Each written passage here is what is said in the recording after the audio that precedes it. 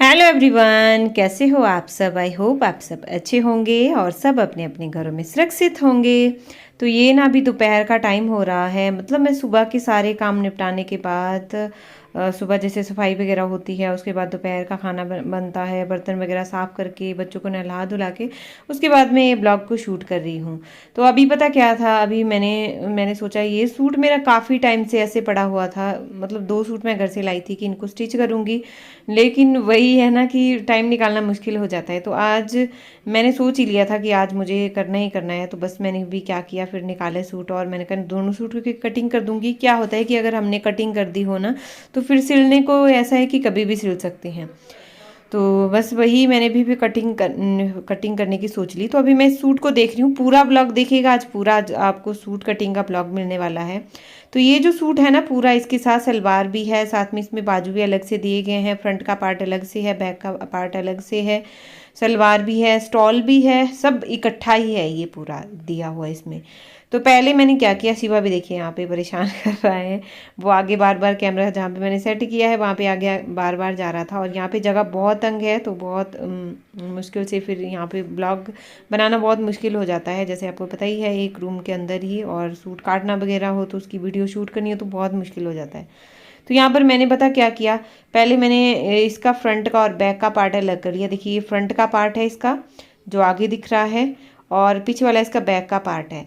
तो मैंने इनको दोनों को सेपरेट कर लिया, और साथ में जो स्लीव वगैरह थे और सलवार थी, स्टॉल था, उसको भी अलग कर लिया। वो मैंने पीछे अलग कर दिया, वो बाद में कटिंग करना मैं आपको बताऊंगी। अगर आप सीखना चाहते हो तो पूरी वीडियो देखिएगा, थोड़ा बहुत आपको इसमें पता चल ही जाएगा।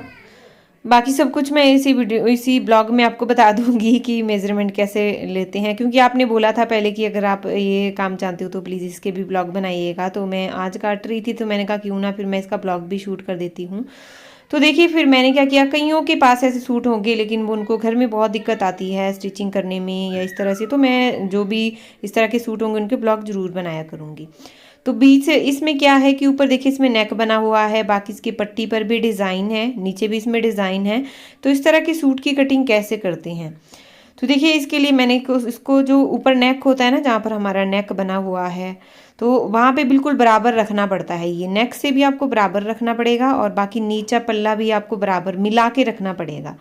तो बस इस बात का आपने ध्यान रखना है। तो बाकी मैं मेज़रमेंट अपना खुद से ही ले रही हूँ। देखिए वैसे तो मुझे अपना मेज़रमेंट पता है, लेकिन क्या होता है कि कई बार थोड़ा बहुत फ़र्क पड़ ही जाता है। जैसे आप या थोड़े बहुत डाउन हो जाओगे या थोड़ा बहुत मोटे हो जाओगे, मतलब थोड़ा सा आपका वेट बढ़ जाएगा, कम हो जाएगा, इस तरह से फ़र्क पड़ ही जाता है। तो फिर मैं हर बार मेज़रमेंट ले ही लेती हूँ क्योंकि थोड़ा बहुत फ़र्क ना आए इसलिए। तो सबसे पहले मैंने क्या किया, यहाँ पे देखिए सबसे पहले मैं हाफ इंच लेती हूँ। आधा इंच में जैसे मेरा नेक बना हुआ है तो पहले तो मैं आधा इंच आगे को ले लूँगी सीधा करने के लिए, कपड़ा जो भी सीधा है, और उसके बाद जो हमारा तीरे वाली सिलाई आती है ना उसके लिए। तो मैं ये फ्रंट का पार्ट काट रही हूँ पहले, क्योंकि इस तरह के जो सूट होते हैं उनका फ्रंट का पार्ट अलग से काटा जाता है, बैक का पार्ट अलग से काटा जाता है। तो वैसे ही मैं भी यहाँ पर कर रही हूँ। तो सबसे पहले देखिए मैंने आधा इंच ले लिया यहाँ पर, और उसके बाद मैं देख रही हूँ कि ये जो मेरा नेक है ये कितना है, डीप कितना है। तो मैंने नाप के देखा है 7 इंच मैंने इसको डीप रखा है, बाकी आगे को मैंने 3 इंच इसको रखा। ठीक है, अब उसके बाद यहाँ से मैं नीचे को मैंने आर्म होल रख लिया, क्योंकि मेरा ये जो गला है ना, मैंने नाप के देखा तो ये लगभग 4 इंच ब्रॉड था। मतलब आप सोच सकते हो इसकी चौड़ाई, वैसे हम नॉर्मली 3 इंच रखते हैं, 4 इंच तो हम सिर्फ बोट नेक में रखते हैं। तो मैंने क्या किया, फिर इसका जो तीरा है ना सिर्फ मैंने 6.25 इंच ही रखा है अपना तीरा, उससे ज़्यादा मैंने नहीं रखा है। क्योंकि जब भी आप कोई सूट सिलना चाहते हो ना, अगर उसका गला का बड़ा आ रहा है या बना हुआ है या आप बनाना चाहते हो बड़ा, तो फिर आपको तीरा 6.5 इंच से ज़्यादा मत रखिएगा, वरना फिर आपका जो गला है ना वो नीचे की तरफ लटकता है। तो उसके बाद देखिए 7 इंच मैंने रखे हैं अपने आर्म होल। वैसे 7 इंच रखने की ज़रूरत भी नहीं है, 6.5 भी चल पड़ेंगे।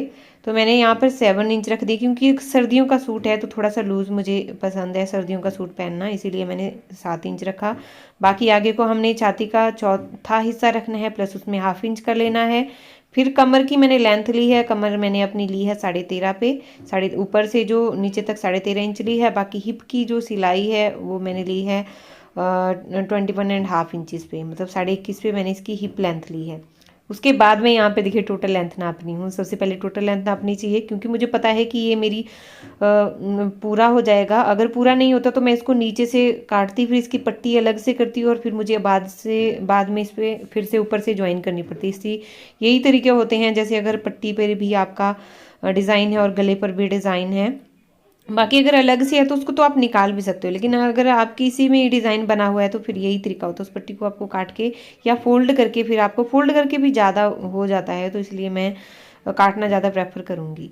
उसके बाद देखिए जो नीचे वाला पल्ला है ना, उस पर मैंने जो जितनी हमारी हिप होती है उससे में मैं 1 इंच एक्स्ट्रा जो हमारा पल्ला होता है नीचे बॉटम शर्ट का, उसमें मैं 1 इंच ज़्यादा रख देती हूँ। जैसे मान लीजिए मैंने अपनी हिप रखी है 9.5 इंच, तो मैं क्या करती हूँ, पल्ला जो नीचे मतलब बॉटम है वो मैं रखूँगी 10.5 इंच। इस तरह से मैं रखती हूँ। और कुछ इसको बराबर भी रख देते हैं, वो अपना अपना तरीका है, जिसको भी जिस हिसाब से पसंद आता है वो उस हिसाब से रख देता है।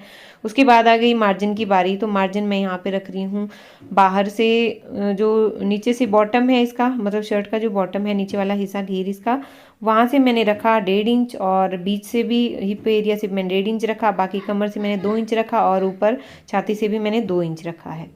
उसके बाद यहाँ पे देखिए कर्व शेप में हमने अपने आर्म होल की शेप दे देनी है, और फिर इसकी फ्रंट की भी कटिंग होगी। जो फ्रंट का पार्ट होगा, फ्रंट और बैक की ना ड्राफ्टिंग एक ही पार्ट में हो जाती है, फ्रंट में ही हो जाती है। तो इसके फ्रंट की कटिंग देने के लिए हमने जो इसका आर्म होल होता है पूरा, उसका मैंने आधा किया है, और उसके आधे से अंदर की तरफ को आधा इंच आया है, आधा इंच अंदर आई हूँ, और फिर उसको तिरछा ऊपर मिला लिया है, और बाकी फिर इसको भी गोलाई दे दी है वैसे ही। तो यहाँ पे बहुत कुछ होता है यार बताने को, लेकिन अगर आप ज़्यादा डीपली सीखना चाहते हो ना, तो लत्तू आर्या फैशन डिज़ाइनर चैनल पे विजिट कीजिएगा। उस पर मैंने एक एक चीज़ मैं आपको बहुत अच्छे से सिखाती हूँ।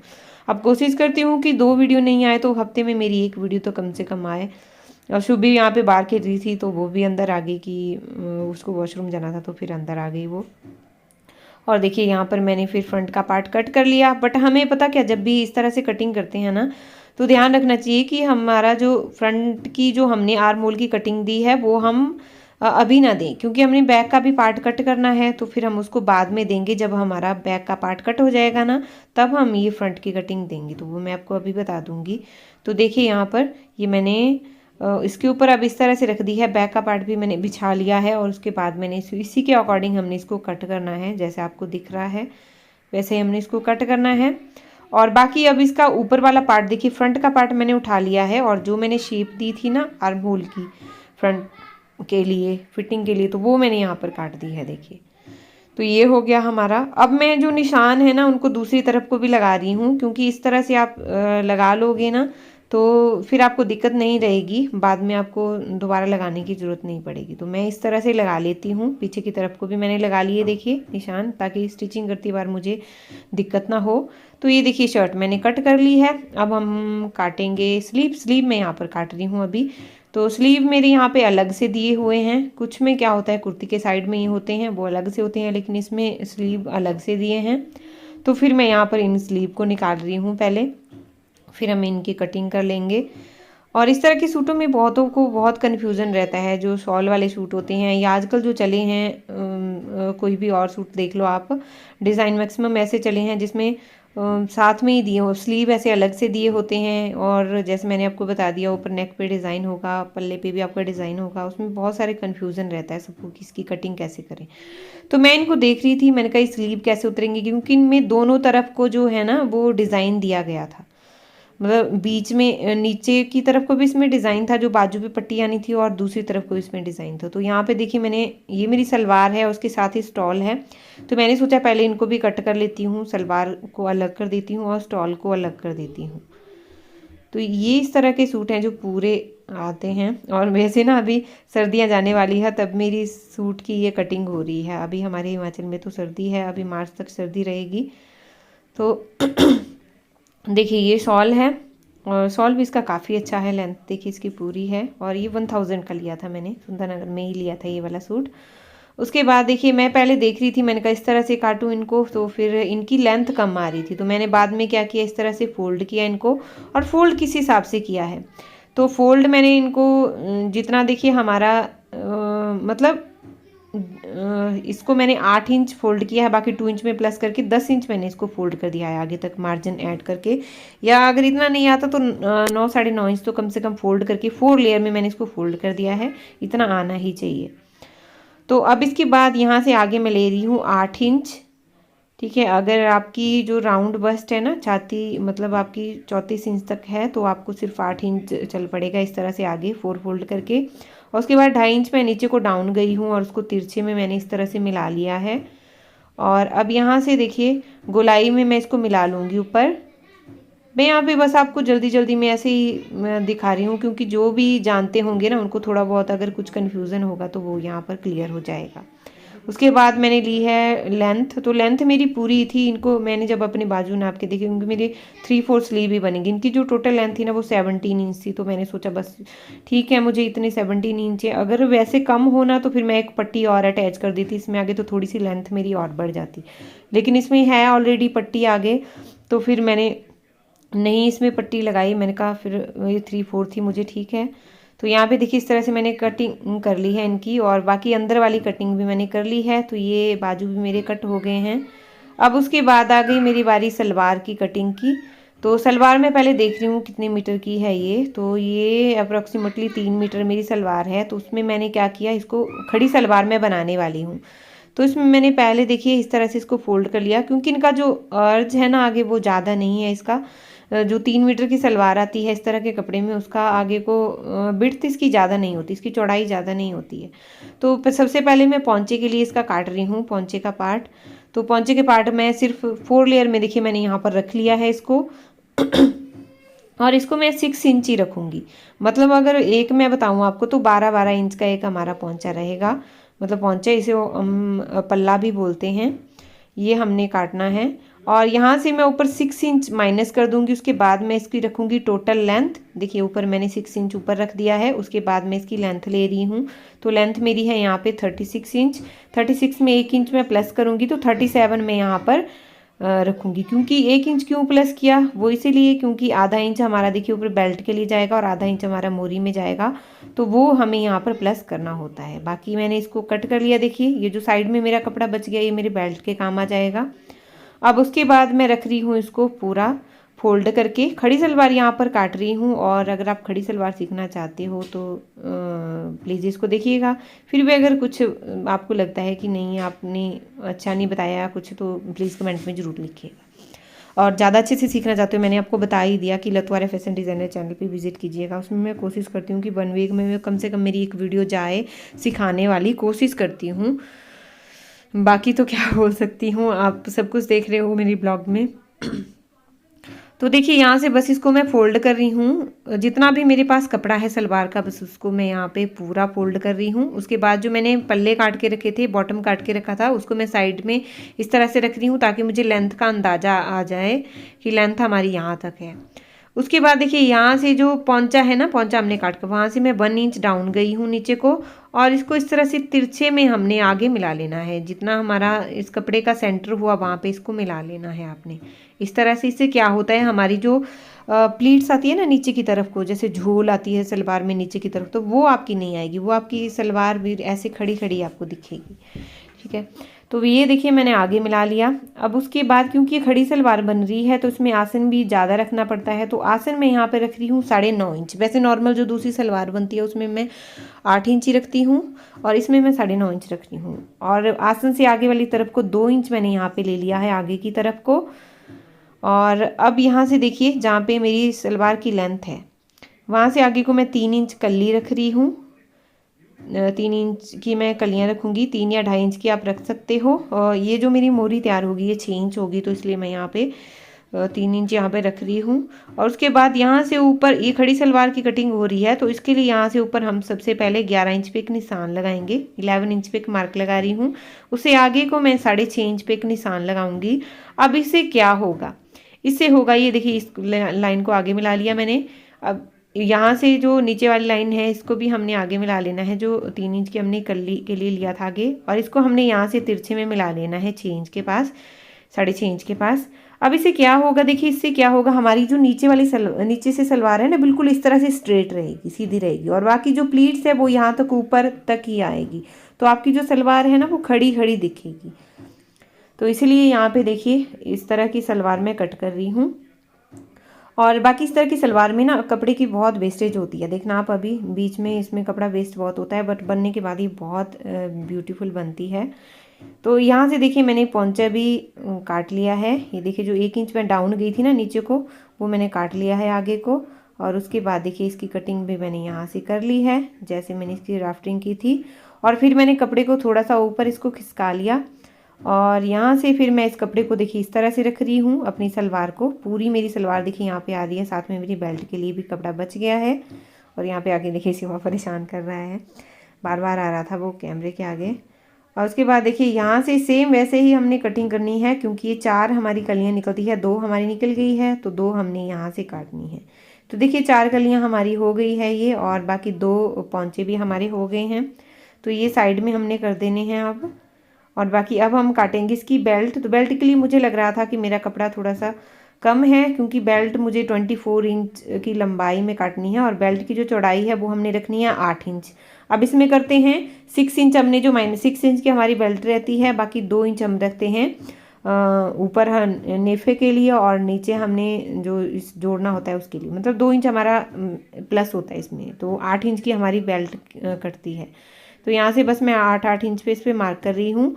बाकी एक पीस मेरा बेल्ट का यहाँ से निकल जाएगा 24 इंच में की मैंने लंबाई रखी है, और एक पीस मेरा दूसरा जो पोंचा मैंने निकाला था उससे निकला था, तो वहाँ से मैंने निकाल दिया। बाकी एक पट्टी का मेरा जोड़ यहाँ पे डला है वो मैंने डाल दिया है। अभी जाके कहीं मैंने पूरे सूट काटे, और दोनों सूट आज मैंने काट दिए। ये वाला सूट भी कितने टाइम से मैं इनको सिलना चाहती थी, लेकिन टाइम नहीं निकाल पा रही थी। और पता क्या होता है, जब हम किसी टाइम मतलब कभी सोचते हैं कि हाँ यार आज नहीं कल करेंगे, आज नहीं कल करेंगे, कल इसके लिए स्पेशल टाइम निकालेंगे, लेकिन मैं सच्ची बात बताऊँ आपको ना, वो स्पेशल टाइम कभी नहीं आता जब तक हम कोशिश ना करेंगे। तो वैसे मैंने भी आज किया, लेकिन उसमें फिर क्या है कि हमारे कुछ काम ऐसे होते हैं वो रह जाते हैं, वो नहीं होंगे फिर। वैसे मेरे साथ भी हुआ। आज मैंने एक डिज़ाइन की वीडियो बनानी थी, अभी मैंने ब्लॉग एडिट नहीं किया है, और कल मैंने बहुत सुंदर सा डिज़ाइन बनाया था। उस डिज़ाइन को बनाने में ना मुझे लगभग 2 दिन पूरे लग गए थे। तीसरे दिन में मैंने उसकी वीडियो शूट की थी, जो पीछे वाली वीडियो में आपने देखा। और आज मैंने फिर से एक बहुत सुंदर सा डिज़ाइन बनाया है, देखो। और ये फिग है, हाँ दूध वहीं पे ही है। ये दोनों सूट ना मैंने काट के ऐसा है कि कटिंग मेरी कंप्लीट हो गई, और अभी मैं ये नहीं कर सकती, मतलब अभी मैं इनको सिलूंगी नहीं, सिलना मैं कल से स्टार्ट करूंगी इनको, सोच रही। और शुभी अंदर चाय बना रही है मम्मा के लिए। मैंने बोला मैं बहुत थक गई हूँ, अभी चाय बना दो, क्योंकि खाना बनाने का टाइम भी हो गया है अभी। आपको पता है मैं एक नया काम सीख गई, वो है आटा गूंदना। 2 दिन कल परसों इसने कूदा। पता क्या है इसका, पता क्या हिसाब है, ये फोन पे लग जाती है। मतलब जैसे ही बाहर से आएगी, मैं किचन में चले जाऊंगी तो फोन पे लग जाती। फिर से खा रही है ना खून, स्किन नहीं खाना, खून निकाल दिया इसने, पता नहीं क्यों नहीं समझती है। वो कील से लग गया था। हाँ, तो मैंने इसको वो नया काम पे दे दिया। मैंने कहा, फिर बोलती मैं बोर हो रही हूँ, तो मैंने कहा आजा किचन में। फिर मैंने क्या किया, बच्चों को वैसे ऐसा करवाते रहना चाहिए, तब इनको बोरियत भी महसूस नहीं होती। और फिर मैंने इसको आटा गूंदना सिखाया, और बोरियत भी नहीं होती। तो आटा गूंदना सिखाया मैंने इसको थोड़ा सा। हालांकि उतना तो नहीं आ रहा, लेकिन फिर भी थोड़ी सी इसकी हेल्प करके 2 दिन हो गए इसको। आज फिर से इसी से, नहीं तो ये फिर से फोन पे बैठ गई या टीवी पे बैठ जाएगी। तो और मुझे नहीं पता आपको ये पता चला या नहीं लगा पता, लेकिन मुझे लगता है थोड़ा बहुत कुछ ना कुछ तो पता लग ही गया होगा। क्यों, इस ब्लॉग को देख के। बहुत कम जगह है यहाँ पे, तो मुझे कैमरा सेट करने को भी नहीं है, और बाकी पता ही है आपको, इस एक कमरे में हमारी दुनिया सीमित है सारा दिन भर में। क्या हो रहा है, डिनर की तैयारी मैं कर रही हूँ, और डिनर में आज मैं बनाने वाली हूँ ये ग्रीन कद्दू की सब्जी। और इसको इस महाशय को बहुत पसंद है, और ये बोल रहा है आटा गूंदना, क्योंकि सुबह बाहर आटा गूंद रही है, तो शिवा भी बोल रहा है कि मुझे आटा गूंदना है। चप्पल देखो, ये जो कद्दू है ना, ये ग्रीन वाला, ये बनता है खुले तेल में ही, मतलब मस्टर्ड ऑयल का तड़का इसमें लगा दो। बाकी आपने मुझे बताया था कि मेथी इसमें डाल दो, मैं तो जीरे का तड़का ही लगाती थी। आपने बताया था कि मेथी का तड़का लगा के देखना, बहुत टेस्टी बनता है, तो मेथी का तड़का आज देने वाली हूँ। पता क्या है, जैसे हम तो शेयर करते हैं ना ब्लॉग में कि हम ऐसा बना रहे हैं, ऐसा बना रहे हैं, आपको भी उसमें कुछ सीखने को मिलता है। बट जब आप नीचे लिखते हो कि इसको ऐसे भी बनाया जाता है, तो और भी अच्छा लगता है, क्योंकि हमें भी नई रेसिपी सीखने को मिलती है, क्योंकि हम भी कोई परफेक्ट तो है नहीं। तो बस हमें जो आता है वो हम सिखा रहे हैं, मतलब वो अच्छा लगता है कि आप भी बता रहे हो ना, तो वो बहुत अच्छा लगता है। फोटो पे नहीं हूँ, वीडियो पे हूँ। तो अभी रात के बज रही हैं 11, मतलब अभी 10 मिनट है। मैं आपको दिखाती हूँ, देखो 10 मिनट है अभी 11 बजने में। और बस अभी 1 मिनट बेटा। हाँ, हम दोनों में और सभी बैठे हैं अभी हीटर सेकने, और शिवा और शिवा के पापा घुस गए हैं बिस्तर में। देखो, इसलिए आज देखो, उनको फिर से देखो लग रहा है, देखो। तबीयत बोल रही है कि हाँ, जुकाम जैसा। बॉयज यस, सेम पिन इतनी जोर से कौन देता है वही सेम इतनी पिन जोर से देते हैं। डबल मिलेगा रेड क्रॉस किया है मैंने। रेड क्रॉस का क्या होता है वो हम नहीं जानते कुछ भी। रेड क्रॉस हम न्यूज सुन रहे थे, मतलब न्यूज क्या, मैं तो ज्यादातर सीरियल देखती हूँ, तो प्रतिदिन न्यूज लगा देते हैं क्योंकि इनको न्यूज सुनना पसंद है। हाँ, तो फिर और अभी सीरियल्स का रिपीट लगता है ना, तो हम पहले ही देख लेते हैं सीरियल, फिर पापा आ जाके देख लेते हैं न्यूज। हाँ, तो न्यूज में तो बस आजकल एक ही चीज चली है, युद्ध। लेकिन युद्ध नहीं होना चाहिए, वैसे तो नहीं होना चाहिए। मुझे वैसे भी दिल से लगता है कि नहीं होगा युद्ध, बाकी तो पता नहीं आपको क्या लगता रशिया है। और यूक्रेन का अगर जैसे युद्ध बोलना तो आसान है, लेकिन जब युद्ध होता है ना तो देश कितनी पीढ़ी पीछे पहुंच जाता है, मतलब बहुत कुछ जान माल की और बहुत कुछ हानि होती है, जो शायद हमें पता भी होगा मैक्सिमम। ऐसा तो जो भी होगा उसका पता तो चल जाएगा, कल सुबह तक या 1-2 दिन में पता चल ही जाएगा। चलिए, इस ब्लॉग को मैं यहीं पर ही खत्म कर रही हूँ। आई होप आपने ब्लॉग एंजॉय किया होगा। प्लीज कमेंट करके जरूर बताइएगा आपको मेरा ये ब्लॉग कैसा लगा। थैंक यू, मिलते हैं नेक्स्ट ब्लॉग में, तब तक के लिए बाय।